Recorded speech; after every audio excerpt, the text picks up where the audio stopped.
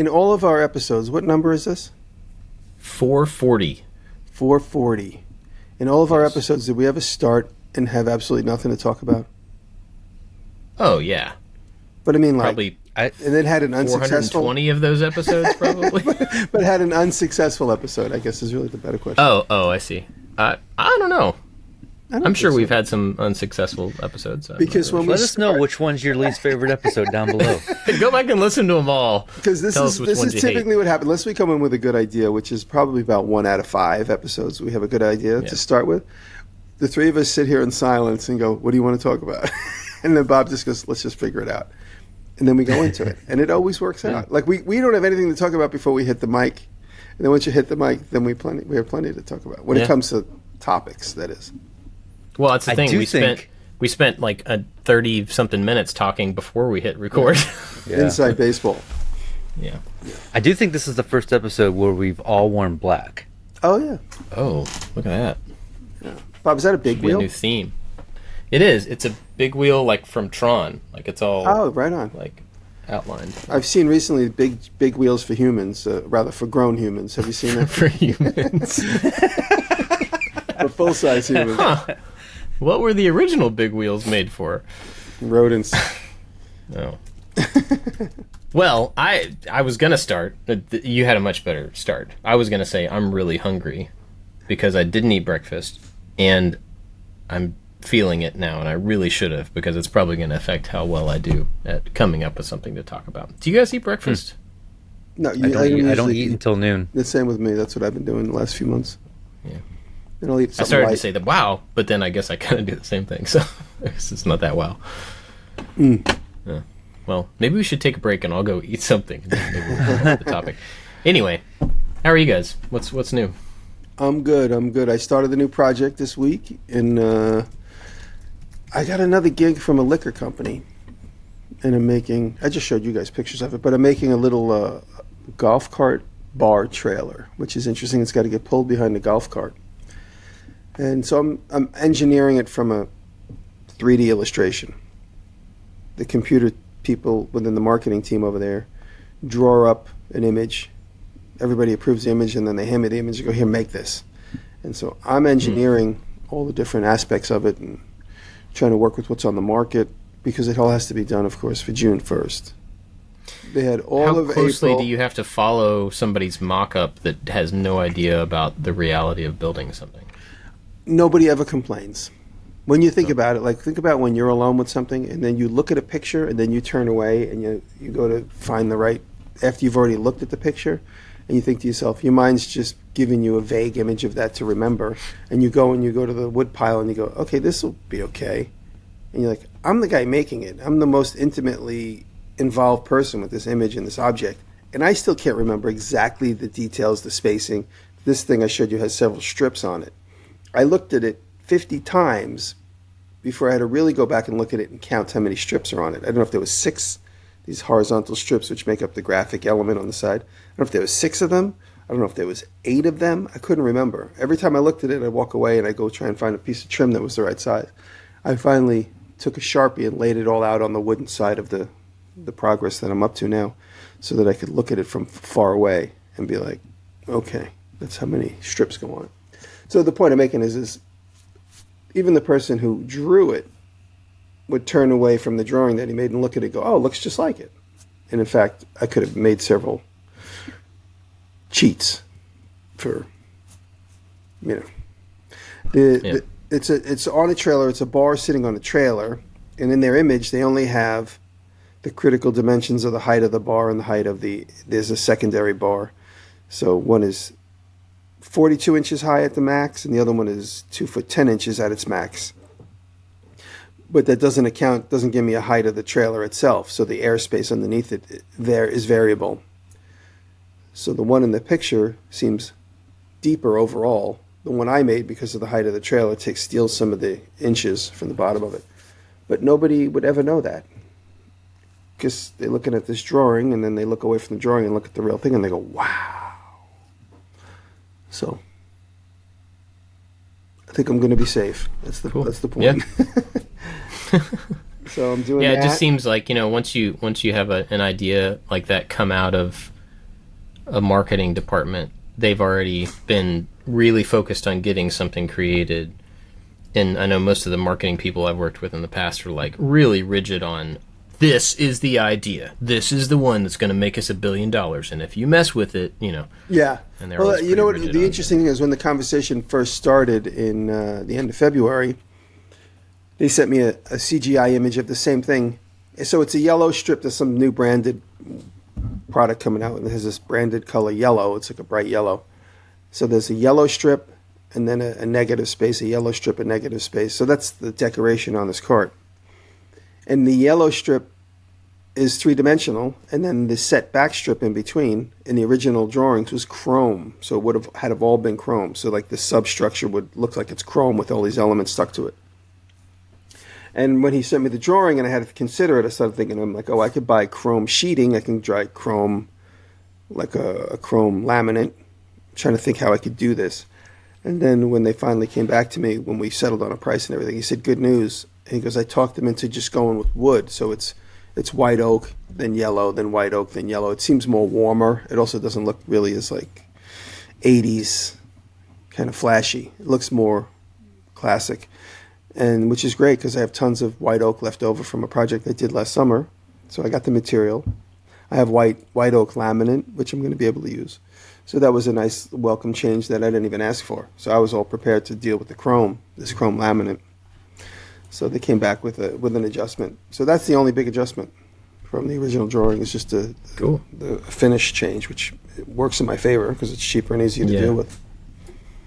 When you have something that's super high polished chrome the whole time, you're worrying like when you're going to scratch it, you don't want to touch it, you don't want to leave a fingerprint on it. Because when you do leave a fingerprint on like a chrome laminate, trying to get it off, forget it, unless you're like buffing the whole thing. Even if you just leave like a greasy like human thumbprint on it, just from like your natural skin oils, to wipe that off, and then all of a sudden you wipe it off, and then you just have a whole little buff spot that's all scratched from the towel you just used. So I'm glad I don't have to deal with that. Yeah. Sounds like it. And then what else am I working on? I'm going to start. I'm doing this guitar stool in the Sam Maloof style. I talked about that, so I'm going to start that probably tomorrow. The Graveyard House is moving along. I got to do some work on it this week, but I am working on a new video for that. A lot of people asking. It might just be a work video and then like kind of a reintroduction since it's a new season. I started talking to an electrical company that might help me with a whole electrical grid for the house, which is perfect timing because the house has nothing in it right now. So it'll be a perfect opportunity to do like all this high tech stuff, like internet connected circuitries where I can turn on the house, turn off the house. And my friend was telling me this company has. I haven't delved too deeply into their product, but they came to me and they're like, "Hey, would you be interested in this?" I said, "Sure." So they're still working out the details for an influencer program because it's new to them. But there's a whole situation now where you can have your circuit board or your switch panel connected to your program on your phone. So when you look at it, you can see what circuits, you could turn them on and off from the phone, and you can see which circuits are drawing what amount of power. So you can say, the circuit. I think I got an email about this. What's it called? I don't know what that is. My friend told me about that. He said that's a new technology. And I think this company, I don't want to say it out loud just yet, this company has that technology because they're like 3M as far as electrical goes when it comes to like vast amount of products. I'll text you the name of the company, but okay. Yeah, I talked to, or I got an email from this one company that I didn't have a use for it really, but they had this like some sort of a box that you would install.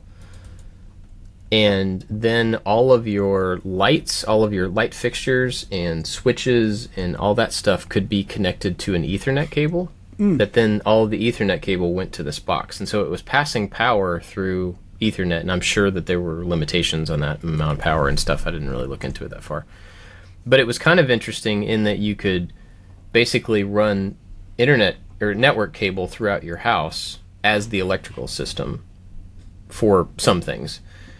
And then because you had that kind of connections, they were doing a lot of metering and stuff, the same kind of thing. But then you had smart connectivity for all those things. It was kind of a weird, it seemed like it was a good solution, but it was kind of a weird way to think about doing electrical stuff for me. But Well, let's see this. Anyway. We're gonna go deep into the website and see what products we can do, because we could start from zero. And when it gets down to switch plates, switches, everything, this place would supply. So it's a big manufacturer of all kinds of crazy stuff. So that's another exciting thing. And then there was one other thing. Oh, my barn, my backyard barn. I'm moving through that. I'm working with a company called Steel Lighting. They just gave me they make vintage lights, just like the old style factory hooded lights that you see all the time at flea markets and stuff. They manufacture those in California. So I'm going to be working on a video with them. But I got most of the videos in the can. And then I don't know what I'm going to do for siding, because everything is $25,000. Everything you do is $25,000. And my friend David, who listens to the show, David, the Mexican carpenter, and he came by to visit with his crew, and I might have talked David into helping me do the siding and building the stairwell. So this is a public push. David, you got to come back. No pressure. Yeah. Now, he has a client near here, in a big city near here, so he goes to that client from time to time, but he's from Maryland. And he texted me, said, hey, I'm in town, I want to come visit and see the project. And David and his crew did the exterior for the barn, the TV show barn. So they did that, the windows, exterior, the cement. So he had a huge hand in getting the TV show barn set up and built. And he says he's probably going to help with the siding and this other thing. So if that all works out, that would be fantastic.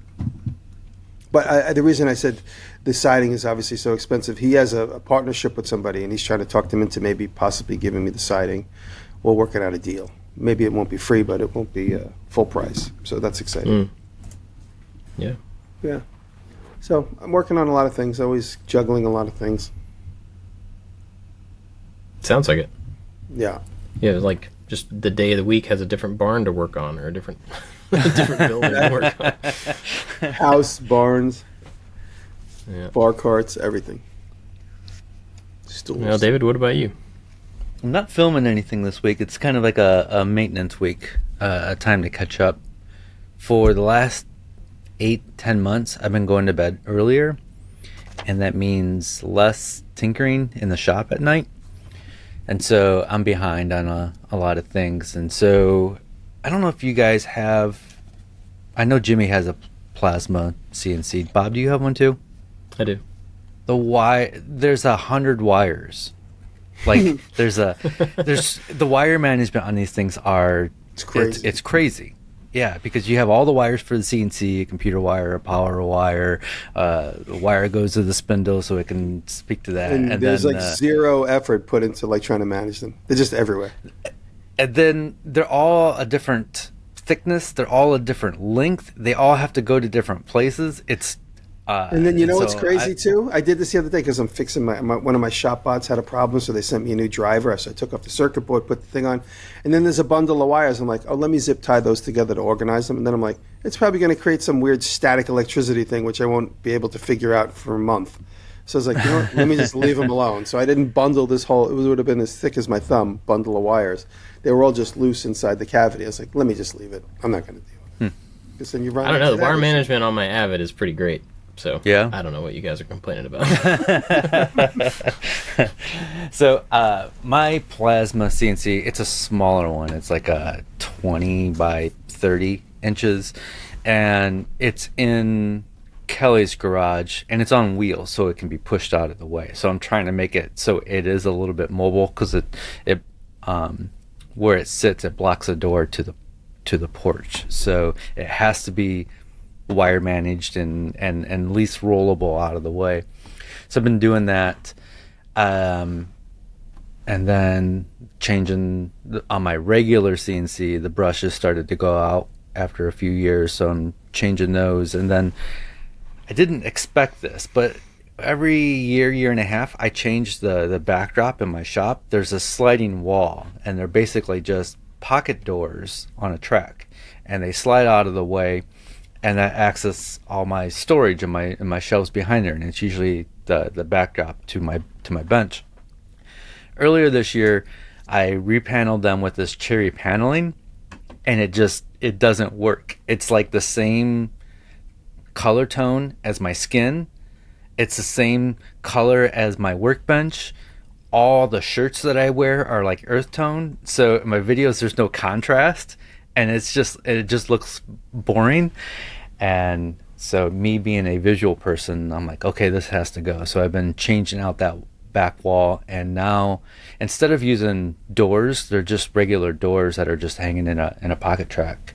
I got some walnut plywood, and so that is the new backdrop. So I think walnut is more on brand with me anyway. So just all my planers and joiners, all the little cutting heads, they all need to be turned. They all have the spiral thing.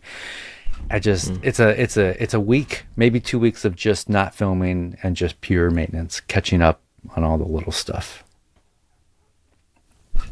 Cool. So next week I'm probably going to have another boring answer of what I'm working on. I'm still catching up from last week when I was catching up. Yeah, that's kind of the way it goes. Well, I have been still working on the kind of clean room, and actually, there's a thing we could talk about. I've been calling the room in my shop that I'm building. That's all the 3D printers and the big printer and the computers and all this stuff are going to go in there, and it needs to be dust-free-ish, kind of. I've been calling it a clean room, and that's a terrible name. It's a functional name. It needs a name. Do you guys have any idea? It's going to look, spacey, and like it's going to be cool designed and interesting. It needs a name. Jimmy's like texting somebody or something. I'm not... Did you hear anything I said, Jimmy? Yeah, I did it. I'm trying to clear off my camera. I have it connected to the app. I keep thinking like maybe the lab, something like that. I got to come up with the incubator. Simple... Somebody else made that. Yeah, something similar to that. Yeah. It was like, it's the place where ideas are born, kind of a Brainstorm Central. Yeah. What about... It needs to be something quick, something short. Well, what about a phrase from Star Wars? I'm not even being sarcastic. Yeah. The trash compactor. That's it. Okay. Yeah, what's but I also want it to... the trash compactor. I also want it to be something that, like, it... Not a deep cut on something, so that if I say trash compactor, everybody be like, what is that? Is that your dumpster room? Is that your garbage can room? What are you... so it needs to be something that kind of fits. We don't have to decide right now, but think about it, because... What was the big globe called with the dot in it? What was that big thing called? The globe with the dot in it. The Death Star? Yeah, that's it. The globe with the dot in it. The Death Star. You can call it that. Yeah. Well, what would you call... I'm just being stupid now. What would you call Darth Vader's underwear? What would you call that? I don't know. Is this a joke? What would you... I'm waiting for the punchline. I don't know. I'm brainstorming. I'm blue skying up ideas. Okay. Just trying to go super deep. Now I want to ask ChatGTP, what would you call Darth Vader's underwear? Ask. All right. Well, go ahead and do that while I'm talking, so we at least know what the answer is. So basically, I've been working on this room still, and it needs a name. But I got pretty far through the room. The video was supposed to be, look, there's a blank area. I'm going to build a room and make it look cool and fill it up with all the stuff. And I've been working on it for like 2 weeks now, or a week and a half or something. And there's so much to do. There's so much to do before I even get to making it look cool. And so I think what I'm actually going to do is split the video. So it's weird to start with one intention and then change that intention mid-video, but I think it makes more sense to split it and have the first video about making the space like bare bones, ready to go. And then the second video, give myself time to actually design and come up with programming for the lights to do cool things and all that stuff. All right, go ahead and tell me what Darth Vader's underwear would be called. So the response I got from ChatGPT was Darth Vader's underwear could humorously be called Dark Drawers, or perhaps the Emperor's New Groin Guards. That doesn't roll off the tongue for a room. The groin guard. It does not. Groin guards. But that's what I'm calling it. Oh, boy. Did you get something different, Jimmy? No, I didn't try. I don't know how to use that app. I'm too old. Oh, man. Gosh, I kind of want to make that the title for the episode, but Anyway, so I think I'm going to split this video into 2 videos, but make the second one more about the, taking a blank space and designing it into the thing that you want it to be. Because there's like the functional building of walls and wall coverings and ceiling and, lights and electrical and all that stuff that I had to do, and it's a lot. But I don't want to skip over that to get to design that I have to do so quickly that it doesn't actually come across. You know what I mean? So I think I'm going to split it. And there's a little bit of a relief in that, because now that I decided that and I kind of switched gears in the video, now I just know that my endpoint is a lot closer for this particular chunk of it. And so it was actually a bit of a relief to know that I only have 10 more steps instead of 20 more steps to go. But yesterday I got a lot of the paneling put up. I got the lights. I got the grid installed in the ceiling for the drop ceiling. And it's just like this in my office where it's just normal drop ceiling, but it's all black. And these lights that I have, these big light panels, look really cool on a black ceiling. Like they pop out. So I've got to finish putting those in, finish the paneling on the wall, and then I'm going to paint the entire room black. So the whole space is going to get really uniform soon. And so I think it'll look cool just to have it all kind of like a good starting place for the next thing. But that's really what I've been doing. That's all I've been doing. And it's been cool work, but I'm ready now to move on to the interesting part of it, because I've framed up walls and I've covered them with plywood and paneling, and now I've got to run a bunch of conduit to do electrical on the outside of the walls and stuff like this. And so I'm kind of ready to move on to the fun parts. That's pretty much what I've been doing. But we didn't have a topic, but I was looking for something to recommend, and I remembered this video from last week and the feeling that it gave me. And I don't like the feeling. And so I think this might actually be something to talk about. And I'm catching you guys off guard because we didn't talk about this. So, Colin and Samir, Colin and Samir? They make excellent videos, and they interview people and stuff like that. They put out a video recently called Surviving 24 Hours with Mark Rober. And it's about 17 minutes long. Did you watch this, David? I did, yes. Okay, so Mark is a friend of mine. We don't know each other super well, but we're friends, and we text and chat, and I root for him, and I'm so glad that he has had the success that he has had. And so this is my response to this is nothing negative towards Mark at all. I just want to make that really clear. I watched that video, and in the video, Colin and Samir, he calls them to come out to a shoot that he's doing, and he's talking about how much money he's spending on this shoot and how that money is justified because he's built up Crunch Labs, which is his subscription box thing, and he talks about how much money it has made and how it's exploded in this way that he didn't expect, and it's great. Like it's the picture of, I'm going to make videos to be able to make a product. The product explodes, and now the videos become the marketing for the product. And it's just this thing where one steps up, which causes the other to step up, which causes the other to step up. And it's this, both things are lifting each other. Again, amazing for him. Amazing. And for the people that he's reaching through this. This is also not a pity party thing. I'm just telling you my reaction to this. So I'm watching this with my friend being successful in our space, kind of, tangentially in our space, and making things. There's kits, there's selling product, YouTube, all of that stuff, crossover. And I watched most of this video, and I started getting this feeling of just total failure. Of just, wow, like, I have not accomplished the stuff that I wanted to accomplish. I'm behind. Not yet. I'm not yet. And yeah, like, let me get through my reaction to that was just like, in the moment, like, what am I, 10 years? I've been doing this for 10 years. Look at where Mark's at. Look at where, and I immediately went into this comparison thing. Yeah. Where I was like, I mean, Mark was born with more subscribers than I have and will ever have. So it's not at all a fair comparison. Mark is doing great, and he deserves his success. Yeah. But, I immediately felt, without even meaning to, this comparison that I should be further along. I should have grown my thing higher, bigger, wider than I actually have.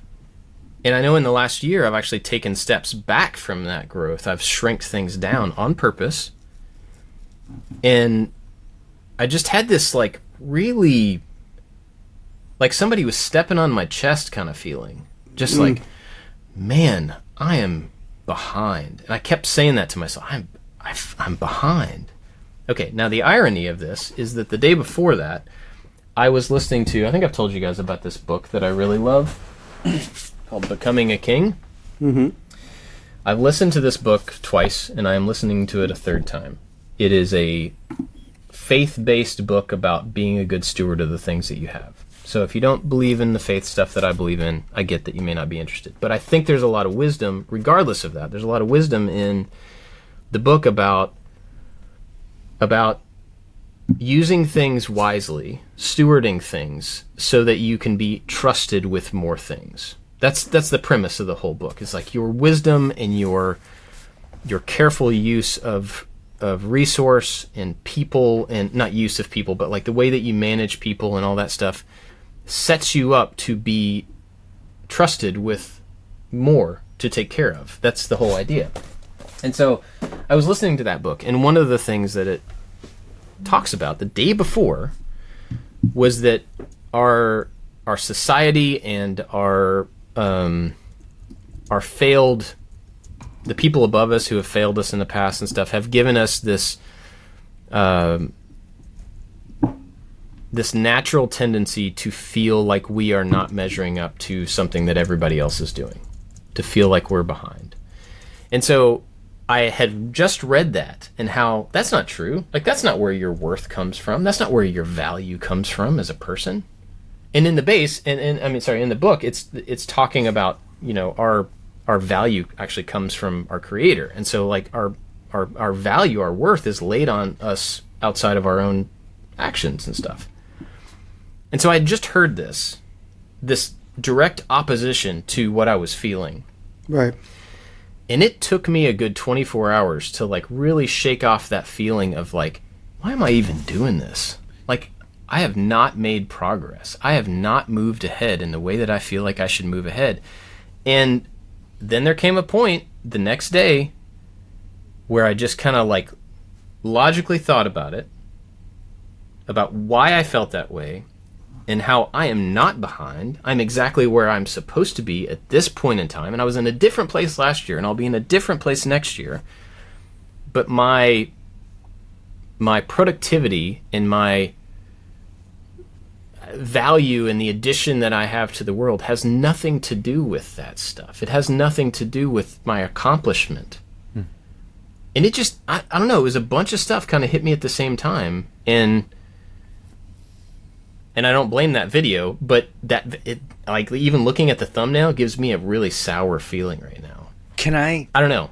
Thoughts? say, like, we can, we'll get to the comparison stuff here in a second, but I watched that video and I thought of you, Bob, but I thought of you in a completely different way.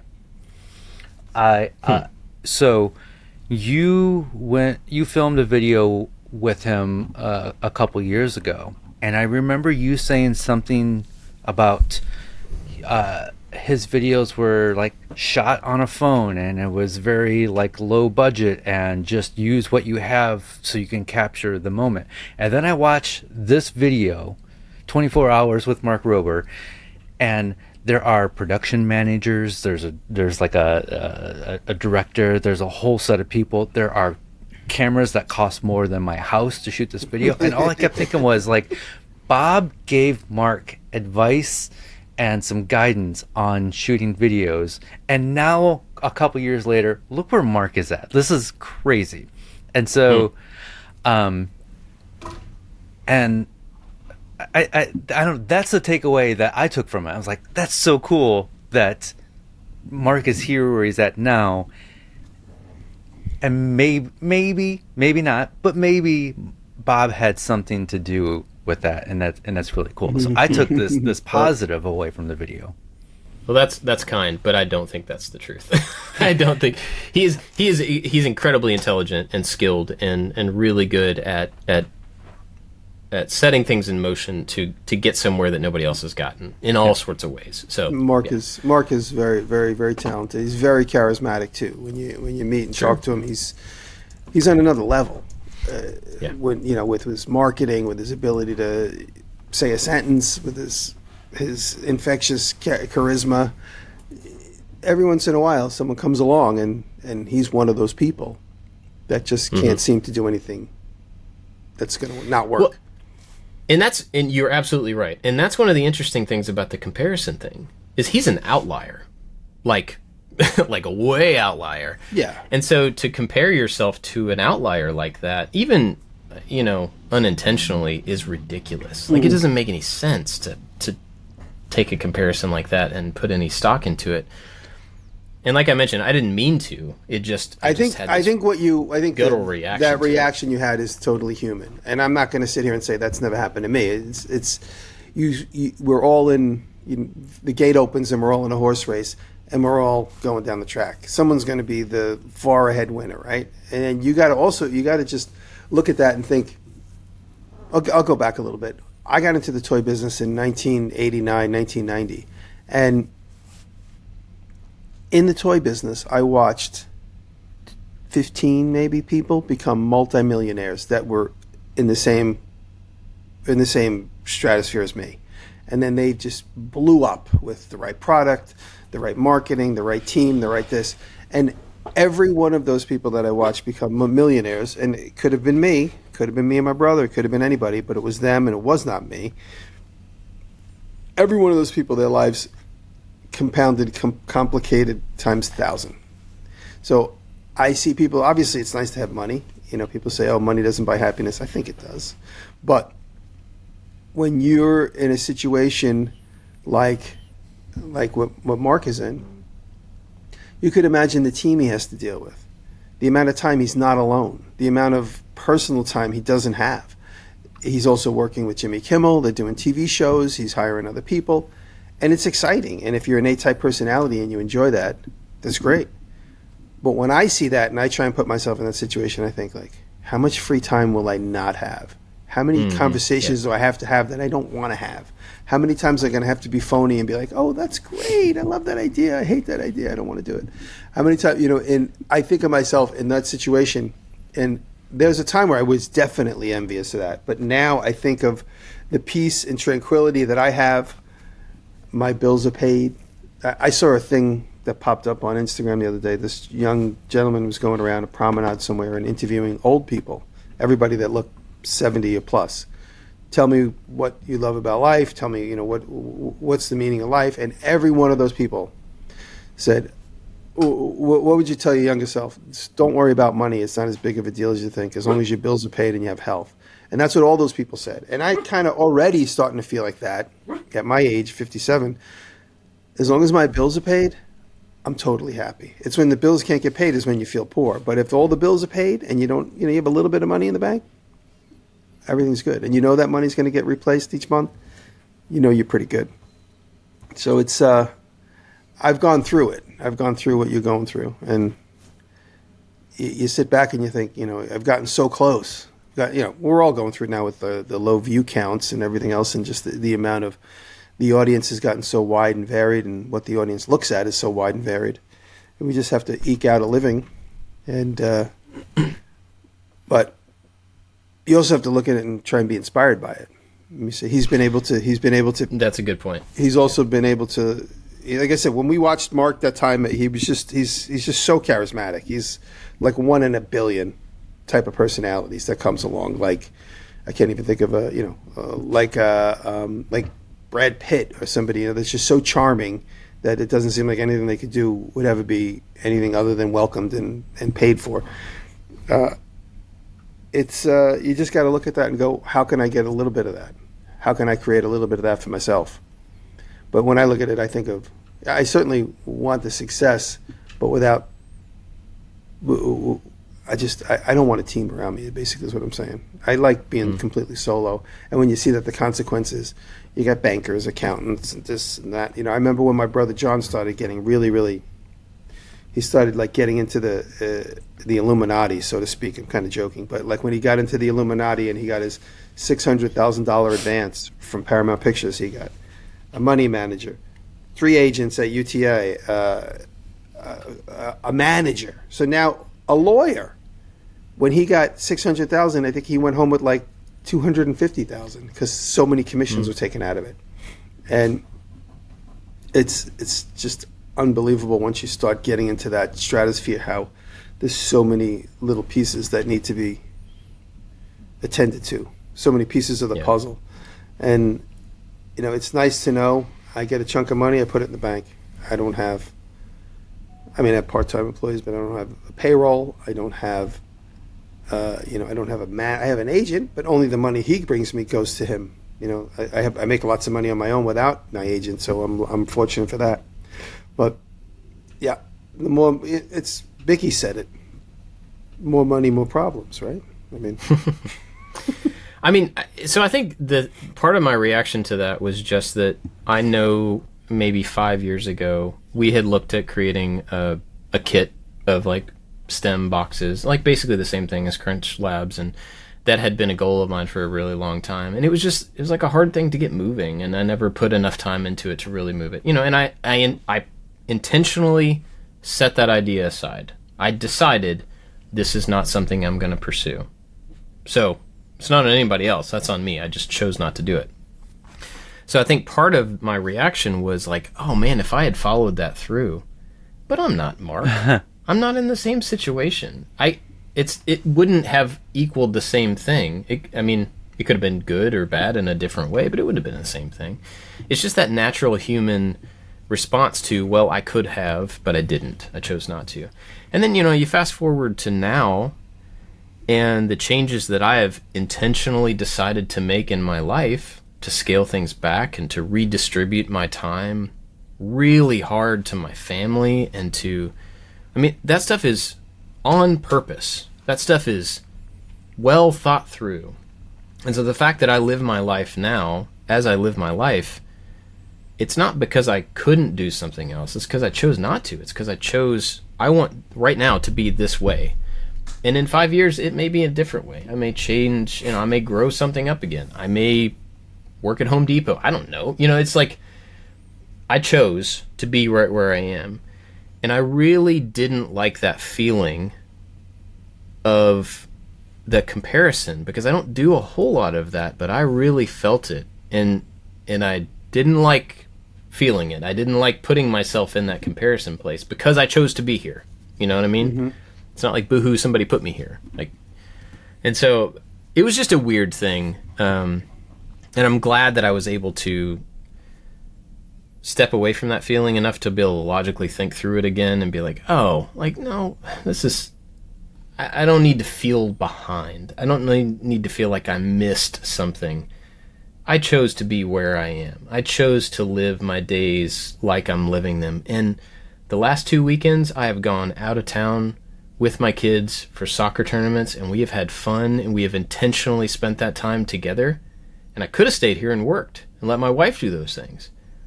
But I chose to do that, which means I also chose not to build this gigantic mammoth of a business. But I think I won. You know what I mean? Yeah. I think I did the right thing there. The comparison thing, it's something I have struggled with, and I'm struggling now, and I probably always will. Every guru is going to say stop comparing yourself to other people, but it's just human nature to see what other people are doing within your circle, and somebody's always going to have bigger numbers. I've always compared myself to my 2 podcast mates, and there's been a jealousy, a healthy jealousy, but and then I'm like, you know what? I didn't want to build a team. I didn't want to have 4 barns full of tools, right? I'm making it. I am doing what I want to do, and I've done it my way. I've made some decisions that weren't the best, but I'm still doing what I want to do, and that helps me feel better. Like, okay, I don't need to compare myself to these other people. And I just went through it again recently. So I thought I had this great idea, this original idea of like, we're gonna buy a house, it's gonna be a vacation house. I'm gonna build every single piece of furniture in there. Nobody else is doing this. This is my thing. I have something I can identify with, and it's gonna keep me busy for the next few years. And then another woodworking YouTuber comes along, buys a house, and says, we're going to turn it into a short-term rental. I'm making all the furniture in there. And I'm like, what? Are you kidding me? Yeah. It's a trend. That was my idea. And then Kelly is just like, a good idea is a good idea. Who cares if somebody else is doing that, you know? Yep. Yeah. Yeah, it's interesting. The comparison thing is natural for everybody in all sorts of ways, and no matter how much we try not to do it or decide not to do it, it's still going to happen. But I think what I kind of came to the other day is that our response to the comparison is what really is the thing that we can mature, right? It's the thing that we can control. So our response to like your house thing is, well, does that mean I give up on the idea because somebody else is already doing it, or somebody might do it better potentially, or a bigger house, or whatever, there's some potential thing? Or do I just see it through and know that those two ideas started in the same place, but they are going to diverge. Mm-hmm. They're going to go to different styles of furniture, different houses, and they may get overwhelmed and sell theirs, and then you're the one with the house. Or, those two ideas can start in the same place and go different ways. 100%. And I've actually been talking to, this is not something I was planning on bringing up, but I've been talking to a company that makes kits more recently about co-branding a kit. And after watching that video, I'm like, maybe I don't even want to do that. Maybe I was just doing that because it was a thing I probably thought I should do, or it seems like a logical next step, but it's not going to diverge enough from what Mark is doing to be unique or to be valuable. You know what I mean? Mm-hmm. So it's kind of, I think those ideas need to go in other directions. And if we let the comparison thing stop us or just break us, then those ideas don't have the chance to be seen through and get their own path.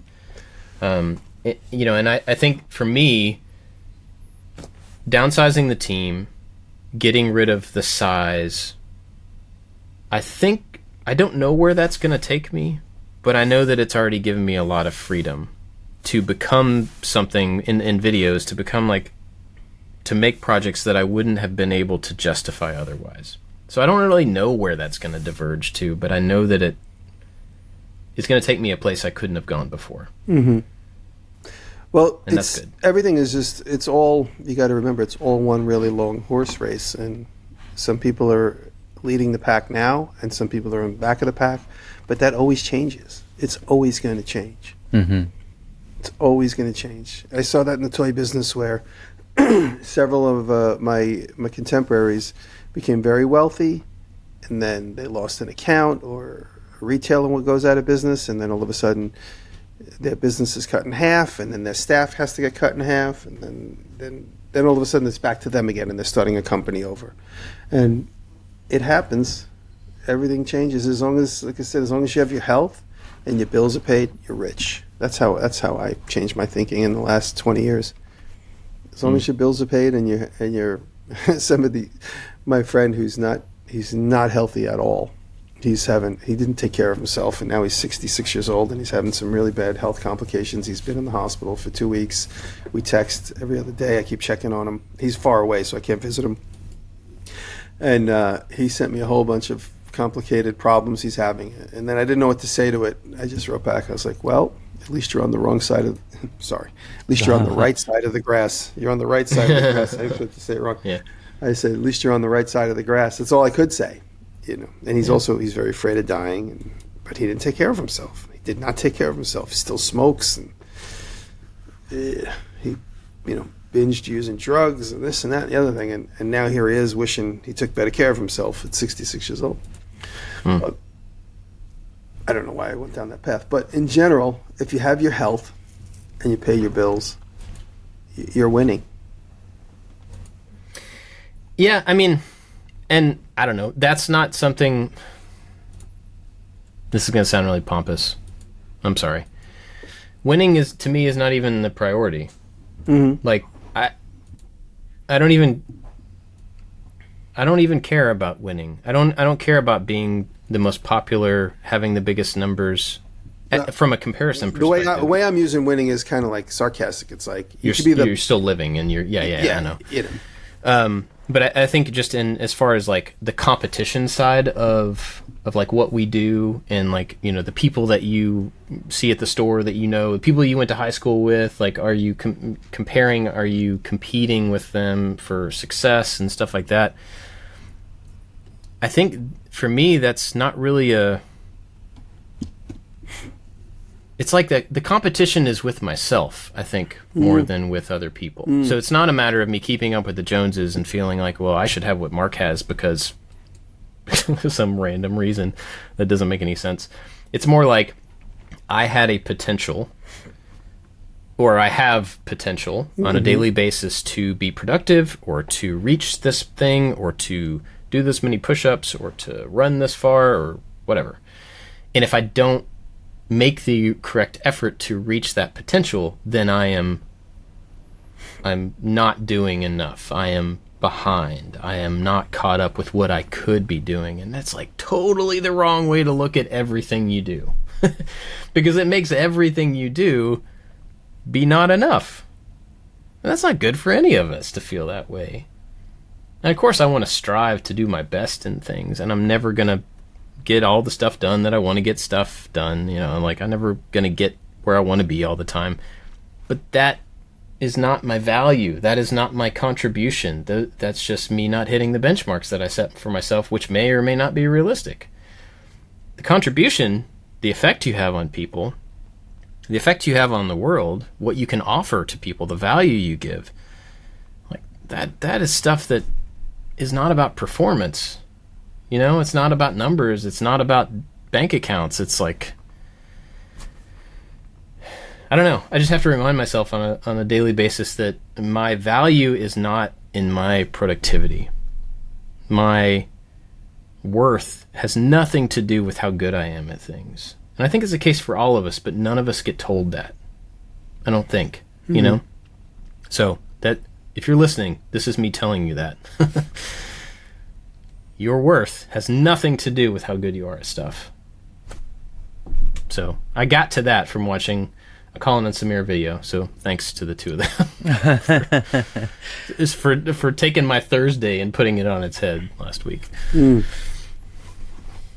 Anyway, that's about all I have to say about that thing. Any other thoughts on the comparison stuff, or something else entirely from you guys? Nah, like I said, I look at, and I've learned, it's been a process for me. I've been going through what you're going through since the early '90s, when I watched certain people become very wealthy. You really just have to look at it and say to yourself, it's either it's not my turn yet, or maybe I don't want that, or you have to look at it and say, that's what something I aspire to. I'm so glad I get to know this person up close and personal. I could ask him advice, and it's that kind of thing. That's kind of what I've learned to take from That's it. a good point. Yeah. No. But to be jealous, could eat you alive. You just have to be happy with where you are. And, a friend of mine always says, you're right where you're supposed to be. You're right where you're supposed to be right now. This is exactly where you're supposed to be. Yep. Take from that what you will. Well, my recommendation is not going to be that video, but you can go watch it if you want to. It's a really well done video. My recommendation is, I'm going to go ahead and do mine, and then I'm going to think of Patreon supporters, and then you all can do yours, but mine's connected, kind of. I ran across this guy, and I think I sent you guys the video on Friday. His channel is named Andrew, and I'm actually going to make sure that is the name. Yep, his name is Andrew. Andrew Paul is his name, and his video just got served to me it was just like on the YouTube homepage. I don't know how I got it or whatever. And I watched 2 of them, and they're super well done. Super well done. The first one I watched was called You Already Have the Answer, and it has 8,000 views. The second one was called Just Start and has 208,000 views. And so he has a really wide range of response to his videos, but they're well written, they're cinematic, they're well shot. It's just really cool, and it's him being a creative person, but basically talking about being a creative person while creating a video, And so one of them is Start Before You Know is really the one you should watch. Start Before You Know How. It's all about like just starting. Like we've talked about a million times of just like doing something, even if you don't know where it's going to end up going or you don't know how it's going to turn out. You don't have to be 100% prepared and stuff. But man, there's a freshness to a lot of creators now that are small channels that are coming in and just making, they're talking about life and they're talking about something they're doing or going through or whatever, and then they wrap it in this beautiful video that's like they know what they're doing. Like I don't know what I'm doing. When I watch stuff like that, I'm like, man, I wish I could make a video look like that, but I can't, or I haven't. Maybe I can. Before you go in, anyway, I'm going to let you finish. Yeah. But before you go into the Patreon thing, I want to add to this, if I could. Yeah, go for it. All right, so I have not watched any of Andrew's videos yet, but it looks like something that I would totally enjoy, and I'm going to dive into it later this afternoon. To add to this, to find more videos like this, I have been, and we've talked about Jack's channel, Digital Spaghetti.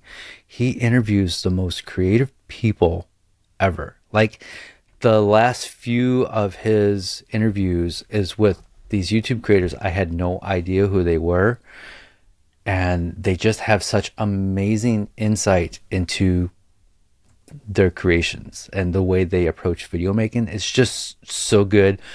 And I haven't watched Andrew's videos, but it looks like he would be somebody that Jack would interview for his channel. So I'm going to add to your suggestion, and if you like cinematography, if you like the way people approach their art, Digital Spaghetti is such an amazing channel. Yeah, it is really good.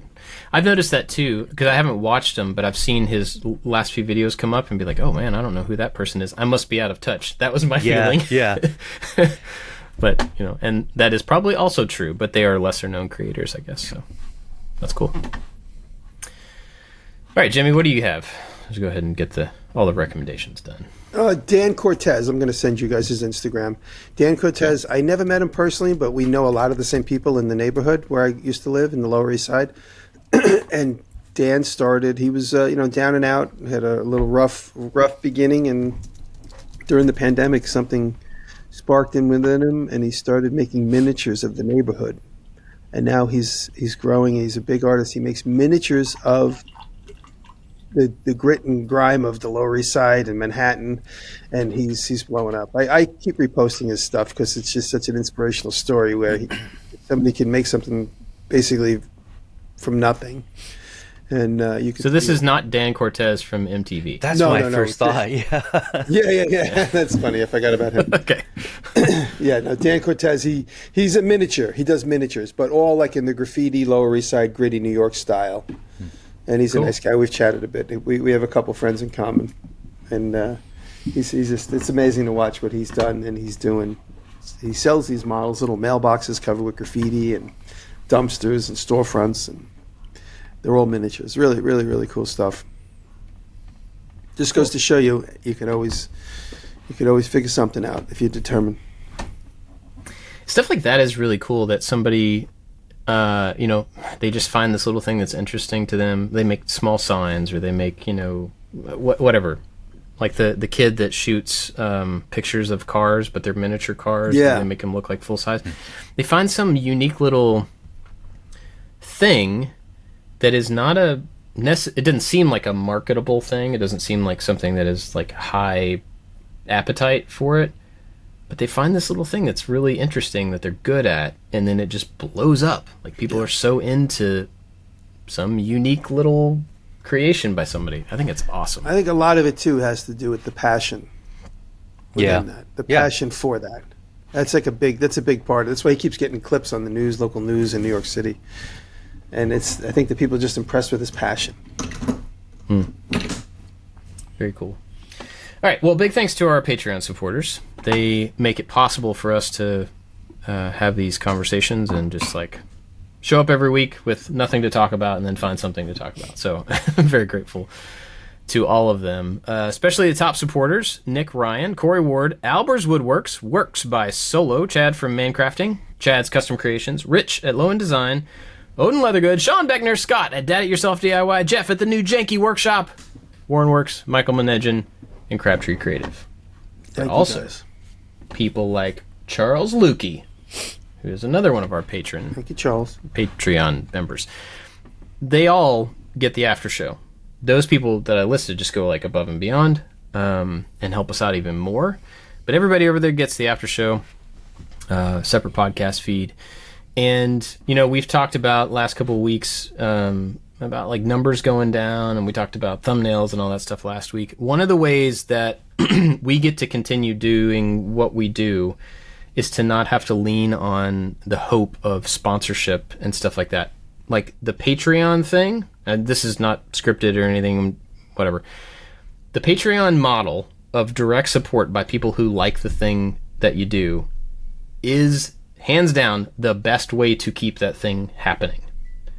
So big thank you to the people who actually make this show happen. And for anybody listening, like, you can make this happen by joining, or if there's something else out there that you want to make sure that it continues to exist, support it, like, directly. Don't buy the thing that they told you about the sponsor for. Go pay them.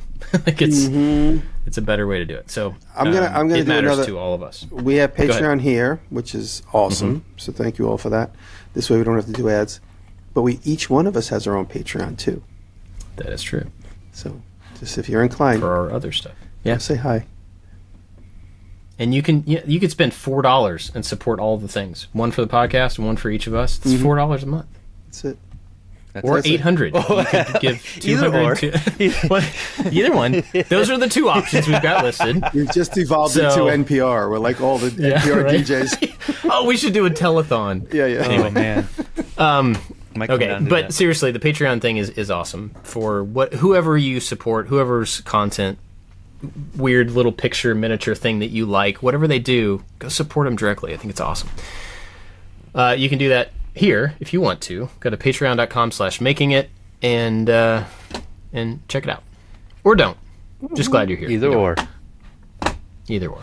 I'm going to add to $200. my pick.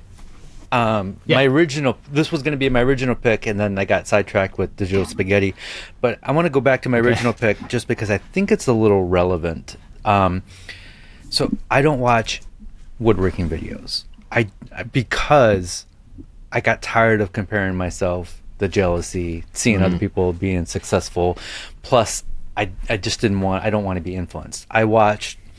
There's only a couple of woodworking videos that I will watch. My podcast mates and maybe one or two other people. But if I would go to my homepage right now, it won't recommend woodworking. It'll be music, it'll be entertainment, it'll be cinematic stuff. But YouTube knows I don't watch woodworking videos. It doesn't suggest them to me. Yesterday, I logged into one of my other YouTube accounts, and Jay Bates popped up. And I was like, oh, man. Oh, yeah. I miss that guy. We used to do like a little mastermind. Jay's still going. He's still going strong. We used to do a mastermind together. Jay Bates and I had a meetup together where we got kicked out of a Dave and Buster's one time when he was living in Michigan. And I was like, I want to see what Jay Bates is up to. I miss that dude. And he just bought a property. And he's going to turn it into a big ranch, and this is going to be so cool to watch. And so I texted him. I'm like, hey, it's been a while. Just wanted to say hello and congrats. And then we had a nice little conversation via text. And I'm like, that dude's doing cool stuff. And so my other recommendation is Jay Bates. Yeah, Jay was one of the OGs with all of us. For sure. Oh, yeah. It's interesting because there's a different kind of jealousy. Not jealousy, that's the wrong. Envy, maybe. Yeah. towards Jay. Then so you have Mark on this like skyrocket thing over here, and then you have Jay going, I'm gonna build property for my family and we're gonna live on it. And I'm like, man, that sounds awesome. Isn't that amazing? That sounds so cool. Yeah. So there's a little bit of like that. I wish I could do that. But good for him. Yeah, it is super cool. Let me make sure I put him in the show notes. Cool. All right, you guys got anything else? That's it. Again, this is like a therapy episode. Yeah. It always is. It always is. Cool. Thanks for listening, everybody. We appreciate you being here, and we'll catch you next time. Thank you. Did I tell you about the expensive thing that I'm going to buy? You can tell us. I'm already jealous. Okay. I'll tell you in the after show. Okay.